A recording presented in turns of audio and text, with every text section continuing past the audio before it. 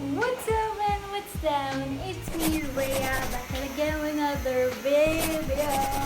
And for today's video is going to be dye your hair. Dye your hair or dye my hair? No. Kasi ito, quarantine, sobrang bored ko. And today is June 14 and tomorrow is June 15. So dapat may pasok na ako kinabukasan. Kaso, yun nga, dahil nga sa COVID, hindi na naman siya natuloy. Dapat nung May pa eh. Yun, hindi na siya natuloy, hindi na naman siya natuloy. Ulit-ulit. So, ayun, ano bang... So, I'm gonna dye my hair with the color of... mix of chestnut and light blonde. Kasi, meron ako dito chestnut color, chestnut brown. And nagpabili pa ako ng light blonde na color kasi ayoko nung hindi ko naman sa ayos sa chestnut kasi medyo red ang chestnut eh, brown red, medyo ganun yung color na and gusto ko yung medyo light color na brown something. So pag may mix ko yung dalawa and ayun, if you wanna know kung ano magiging itsura ko sa kulay na gagawin ko, just keep on watching.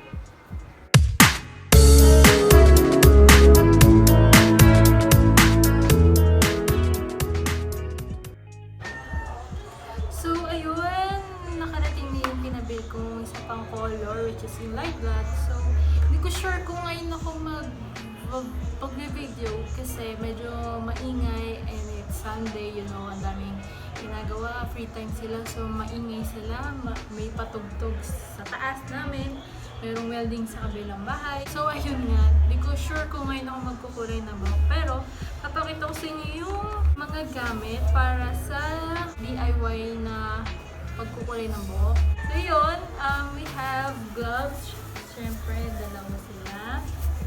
So, kailangan natin yan kasi possible na madumihan yung hands natin and fingers, lalo na itong tip na to. Also, we have ito yung hinahalo sa hair color. Di ko alam kung anong tawag dito. Dalawang ganito kasi dalawang pangkulay. And brush. Siyempre, brush. Pwede na itong makabili din sa Hortaleza or somewhere. For only 25 pesos. Siyempre, lalagyan. Para may ilagay, dito na nilalagay yung kulay. And, ito yung chestnut brown. Ito, hindi siya Bremod na color, pero ito, chestnut brown daw siya. Number 54. Chestnut brown. And another color. Ito na yung Bremod. Bremod na light black. See? So, dalawang ganito. Dalawang pang kulay i-mix ko. Tapos, dalawang ganito. So, yeah. Hindi ko alam kung ngayon ako magkukulay kasi nga medyo maingay. Tsaka, tignan nyo naman pang uulan. So, ayun. Nakapag-decide ako ngayon ako magkukulay. So, nung nakaraan kasi nabuksan ko niyo yung chestnut. So, nagkalat siya dito sa loob. Tuturuan ko kayo kung paano magkulay ng sarili lang kasi independent naman tayo. Kailangan natin magawa ang isang bagay na tayo lang. Hindi natin kailangan ng tulong. Charet! Gloves on. Next. Oh, para.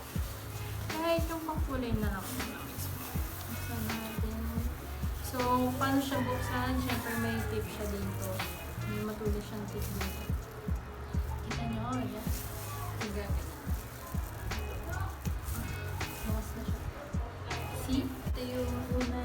Medyo marami na siya. Eh, kasi makapal ang ating buhok. So, kailangan natin ng dalawang bottle. Dalawang ganito pa. So, ayan na sila. Kita nyo ba? Ay! Oops! Yari. This will be a mess. Sigurado ako dun. So first, kailangan natin ng itim na damit para safe ang ating damit. Kung ayaw nyo makulayan yung damit nyo, kailangan nyo mag-itim para kahit makulayan siya, okay lang kasi itim naman. Next, kailangan itiin natin yung buhok natin sa apat. Yung buhok natin. Itiin natin sa apat.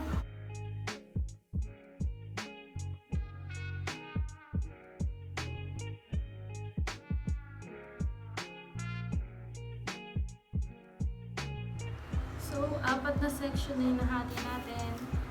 Sunod, i-mix natin yung pangkulay. Mix it well. So, unahin natin ito. Tok na lang. So, mag-start tayo sa dito, taas. Ganyan lang. Tapos ibabaliktad mo gano'n para malagay yung sa ilalim. Para safe tayo.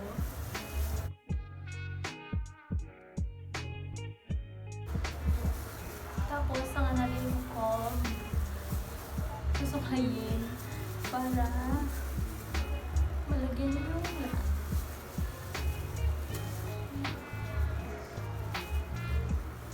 So, nervous at this kasi first time kong gagawin ito sa sarili ko. Madalas ginagawa ko ito sa pinsang ko, sa tita ko. And this is the first time I will do this.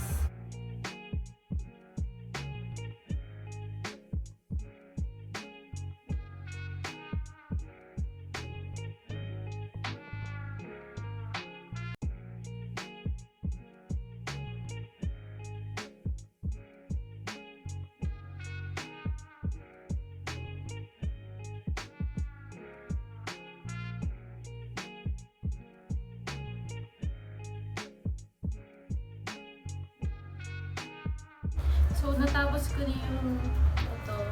Medyo nagkukulay na siya sa roots.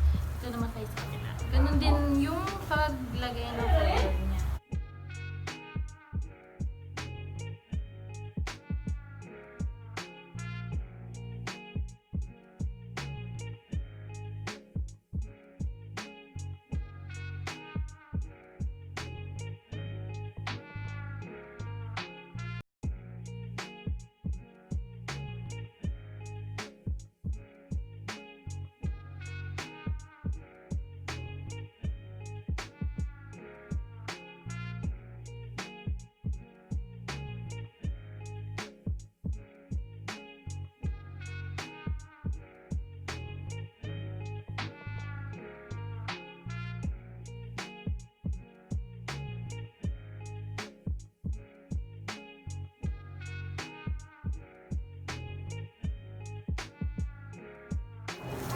So, kapag na-fill nyo na siya sa dulo-dulo, isuklay siya ulit pabalik.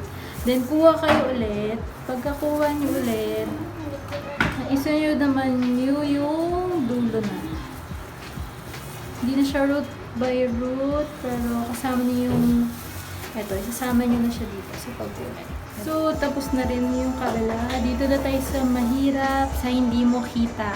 So, ano ba maganda? Siguro, kapain mo na lang. Good luck sa akin.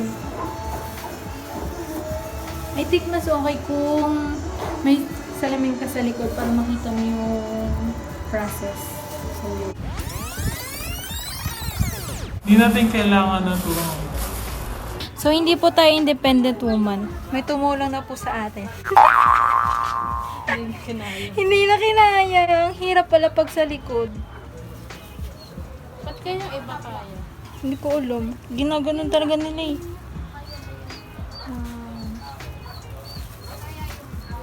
Hindi na po tayo independent woman. Kailangan natin ng tulong.